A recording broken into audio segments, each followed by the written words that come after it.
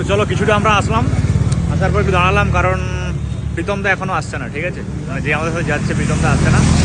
আর এখানে দাঁড়ালাম কারণ এই যে জায়গাটা দেখছো, এই জায়গাটাতে শীতকালের সময় হরিণ দেখা যায়, ঠিক আছে। এই জায়গাটাতে এই যে জঙ্গলটা দেখছো, এই জঙ্গলটাতে মোটামুটি যদি তোমার লাকি তুমি হয়ে থাকো, তাহলে এখানে মোটামুটি শীতকালের সময় এইরকম টাইমটাতে, এই যে এখন যে টাইমটা মোটামুটি 3:30, 4টা, 5টার সময় এরকম টাইমে এই জায়গাটাতে হরিণ দেখা যায়, ঘাস খেতে খেতে মোটামুটি চলে আসে, এতটা কাছেই চলে আসে।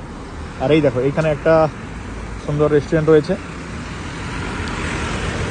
বাট এখানে আমরা কোনোদিন থাকি না, আর এখন থাকার প্রয়োজন হবেও না, কারণ আমরা তো এখন খুব শিলিগুড়ি থেকে কাছেই আছি। তো মোটামুটি প্রীতমদা আসুক, তারপরে যাচ্ছি। বলতে বলতেই দেখো মালটা চলে আসছে, ঠিক আছে, প্রীতমদা চলে এসছে। তো চলো যাওয়া যাক। দেখো এটা তো তোমার হোটেল, এখানে দাঁড়ালাম, ঠিক আছে। এই দেখো এইটার জন্য, এটা হচ্ছে দেখো, এই দেখো ময়ূর, তো এটার জন্যই দাঁড়ালাম। দাঁড়া আর একটু কাছে যাই, কাছে গিয়ে দেখাচ্ছি। দুই সাইড থেকে খুব জোরে জোরে গাড়ি আসতেছে, কারণ আমি যেতেই পারছি না। তো দেখো তোমাদের ময়ূরটা দেখাচ্ছি, ওই দেখো ময়ূরটা দেখো, দেখেছো ময়ূরটা দেখো শুধু।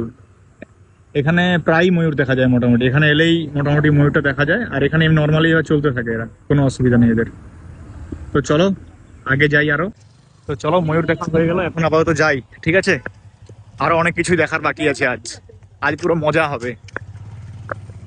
ও জাস্ট ভিউটা দেখো, ভিউটা দেখো একবার, সত্যি এই ভিউটা দেখার জন্যই তো আমি বাড়ি থেকে বেরিয়ে চলে আসি।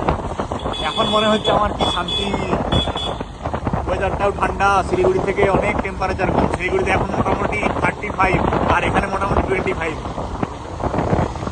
যাক শিলিগুড়ি থেকে আমরা 10 কিলোমিটার এসেছি। আর ভিউটা দেখো, চা বাগান, উঁচু পাহাড়, ও হেভি।